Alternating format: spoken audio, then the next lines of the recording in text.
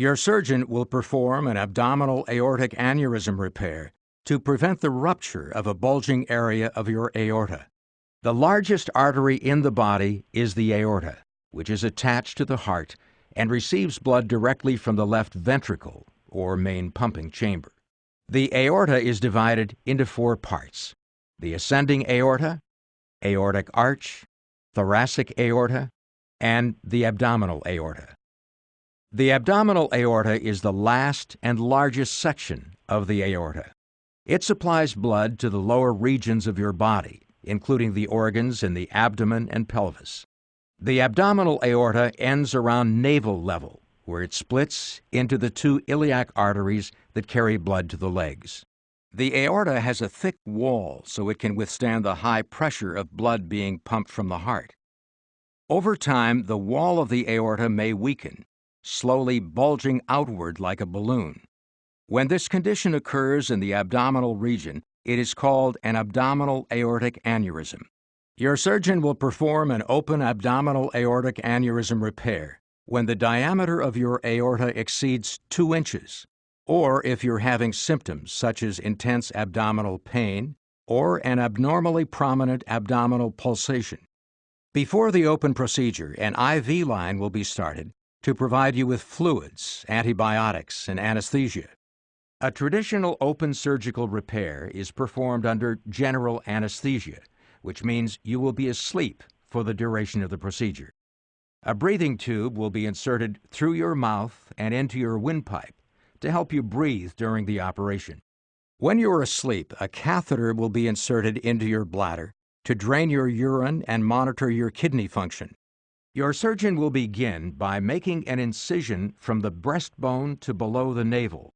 He or she will then locate the aneurysm and clamp the aorta just above and below it.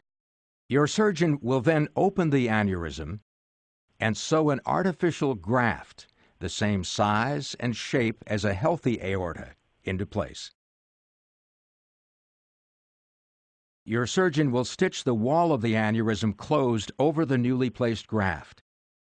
The graft will reinforce the walls of the aorta. Your surgeon will close the abdominal incision with stitches. The total length of this procedure is usually 4 to 6 hours. Your surgeon will perform endovascular aneurysm repair, a newer, minimally invasive procedure if you have severe heart disease or are at increased surgical risk due to age or other medical conditions. Before the endovascular procedure, as with the open procedure, an IV line will be started to provide you with fluids and antibiotics. You may receive general anesthesia, or you may receive a sedative and an epidural, or regional anesthesia, to numb only the lower half of your body. Your surgeon will begin by making a small incision in your groin over your femoral artery. Then he or she will insert a guide wire into the artery and gently push it up toward the site of your aneurysm.